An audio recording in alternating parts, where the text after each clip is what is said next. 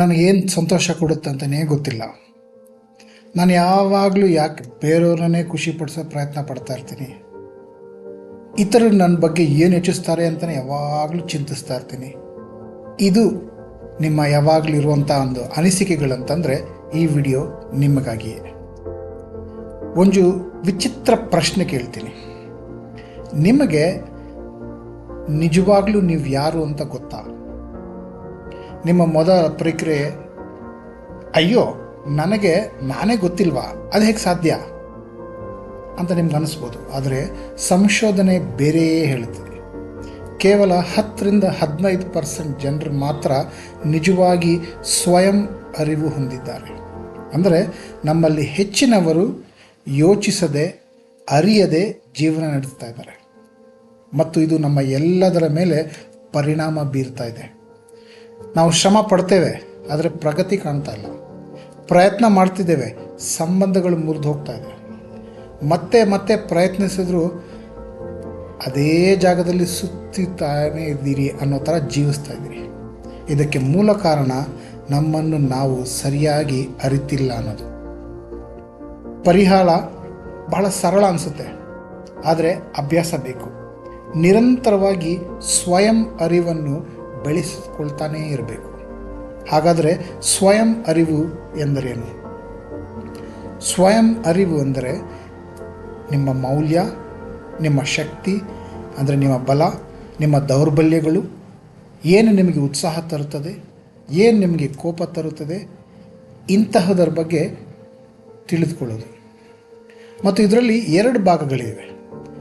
ಆಂತರಿಕ ಅರಿವು ಅಂದರೆ ನಮ್ಮನ್ನು ನಾವು ಎಷ್ಟು ಚೆನ್ನಾಗಿ ಅರ್ಥ ಮಾಡಿಕೊಂಡಿದ್ದೀರಿ. ಬಾಹ್ಯ ಅರಿವು, ಇತರರು ನಮ್ಮನ್ನು ಹೇಗೆ ನೋಡ್ತಾರೆ ಎಂದು ನಮಗೆ ಎಷ್ಟು ಗೊತ್ತು. 2 ಬೇಕು. ಒಂದಿಲ್ಲದಿದ್ದರೆ ನಾವು ಅರ್ಧ ಚಿತ್ರ ಮಾತ್ರ ನೋಡ್ತಿದ್ದೀರಿ. ಈ 2 ಅಂಶಗಳ ಆಧಾರದ ಮೇಲೆ ಸಂಶೋಧಕರು 4 ವಿಧದ ಜನರನ್ನು ಗುರುತಿಸಿದ್ದಾರೆ. ಒಂದನೇದು ಅನ್ವೇಷಕರು, 2ರಲ್ಲೂ ಕಡಿಮೆ. ಅಂದರೆ ಆಂತರಿಕ ಅರಿವು ಇಲ್ಲ, ಬಾಹ್ಯ ಅರಿವು ಇಲ್ಲ. ಯಾವಾಗಲೂ ಗೊಂದಲ, ಹತಾಶೆ, ಆದರೆ ಯಾಕೆ ಅಂತಲೇ ಗೊತ್ತಾಗ್ತಾ ಇಲ್ಲ, ಆ ರೀತಿಲಿ ಜೀವಿಸ್ತಾರವರು. 2ನೇದು ಆತ್ಮಚಿಂತಕರು, ತಮ್ಮನ್ನು ತಾವು ಚೆನ್ನಾಗಿ ತಿಳ್ಕೊಂಡಿದ್ದಾರೆ, ಆದರೆ ಇತರರ ಬಗ್ಗೆ ಹೇಗೆ ಅನುಭವಿಸ್ತಾರೆ ಅಂದರೆ ಬೇರೆಯವ್ರು ನಮ್ಮ ಬಗ್ಗೆ ಏನು ಅಂದ್ಕೊಳ್ತಾರೆ ಅನ್ನೋಂಥ ಅರಿವೇ ಇಲ್ಲ. ಚಿತ್ರ ಪೂರ್ತಿ ಗೊತ್ತು ಅಂದ್ಕೊಳ್ತಾರೆ, ಆದರೆ ಅರ್ಧ ಮಾತ್ರ ಕಾಣ್ತಾ ಇರುತ್ತೆ. 3ನೇದು ಮೆಚ್ಚಿಸುವವರು, ಇತರರ ಅಭಿಪ್ರಾಯಕ್ಕೆ ತುಂಬ ಪ್ರಾಮುಖ್ಯ ಕೊಡ್ತಾರೆ, ಆದರೆ ತಮ್ಮ ಸ್ವಂತ ಭಾವನೆಗಳನ್ನು ಸಂಪೂರ್ಣವಾಗಿ ಮರೆತು ಬಿಟ್ಟಿದ್ದಾರೆ. ಅನುಮೋದನೆಗಾಗಿ ಜೀವಿಸ್ತಾ ಇರ್ತಾರೆ ಮತ್ತು ನಿಧಾನವಾಗಿ ತಮ್ಮನ್ನು ತಾವೇ ಕಳೆದುಕೊಳ್ತಾ ಇರ್ತಾರೆ. ಮತ್ತು ಕೊನೆಯದಾಗಿ ಅರಿತವರು, 2ರಲ್ಲೂ ಬಲಿಷ್ಠರು. ಅವರ ಒಳಗಿನ ಭಾವನೆಗಳು ಮತ್ತು ಹೊರಗಿನ ಚಿತ್ರ ಒಂದೇ ಆಗಿರುತ್ತೆ. ಅದೇ ನಮ್ಮ ಗುರಿ. ಹಾಗಾದರೆ ಅಲ್ಲಿಗೆ ಹೇಗೆ ತಲುಪುವುದು? ಕೇವಲ 2 ಅಭ್ಯಾಸಗಳು. ಮೊದಲನೇ ಅಭ್ಯಾಸ, ದಿನಕ್ಕೆ 5 ನಿಮಿಷ ನಿಮ್ಮ ಜೊತೆ ಕಳೆಯಿರಿ.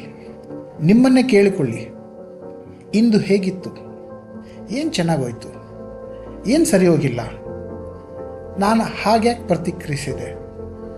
ಇಂತಹ ಪ್ರಶ್ನೆಗಳನ್ನ ಕೇಳಿ ಅದನ್ನು ಡೈರಿಲಿ ಬರ್ಕೊಳ್ಳೋಕ್ಕೆ ನಿಮಗೆ ಸಲೀಸಂತಾರೆ ಅದನ್ನು ಬರ್ಕೊಳ್ಳಿ, ಅಥವಾ ವಾಯ್ಸ್ ನೋಟ್ ರೆಕಾರ್ಡ್ ಮಾಡ್ಕೊಳ್ಳಿ, ಅಥವಾ ಸುಮ್ಮನೆ ಕುಳಿತು ಈ ಪ್ರಶ್ನೆಗಳಿಗೆ ಉತ್ತರ ಆಲೋಚಿಸಿ ನೋಡಿ. 2ನೇ ಅಭ್ಯಾಸ, ನಂಬಿಕಸ್ಥ ವ್ಯಕ್ತಿಯೊಂದಿಗೆ 15 ನಿಮಿಷ ಮಾತನಾಡಿ. ವಾರಕ್ಕೊಮ್ಮೆ ನಿಮ್ಮ ಸ್ನೇಹಿತ ಅಥವಾ ಸಹೋದ್ಯೋಗಿ ಅಥವಾ ಕುಟುಂಬ ಸದಸ್ಯರನ್ನು ಕೇಳಿ, ನಾನು ಆ ಸಂದರ್ಭದಲ್ಲಿ ಹೇಗೆ ನಡ್ಕೊಂಡೆ, ನಾನು ಬೇರೆ ರೀತಿಯಲ್ಲಿ ಏನು ಮಾಡಬಹುದಾಗಿತ್ತು. ಇವರೇ ನಿಮ್ಮ ಪ್ರೀತಿಯ ವಿಮರ್ಶಕರು. ನಿಮ್ಮನ್ನು ಪ್ರೀತಿಸುವಷ್ಟೇ ಸತ್ಯ ಹೇಳಲು ಧೈರ್ಯವಿರುವರು. ಸ್ವಯಂ ಅರಿವು ಒಂದು ಗಮ್ಯಸ್ಥಾನ ಅಲ್ಲ, ಅದೊಂದು ದಿನನಿತ್ಯದ ಅಭ್ಯಾಸ. ಸಣ್ಣದಾಗಿ ಪ್ರಾರಂಭಿಸೋಣ. ದಿನಕ್ಕೆ 5 ನಿಮಿಷ ನಿಮ್ಮ ಜೊತೆ, ವಾರಕ್ಕೆ 15 ನಿಮಿಷ ನಿಮ್ಮ ನಂಬಿಕಸ್ಥರ ಜೊತೆ ಸಮಯ ಕಳೆಯಿರಿ. ಅಷ್ಟೇ, ಇಂದೇ ಪ್ರಾರಂಭಿಸಿ.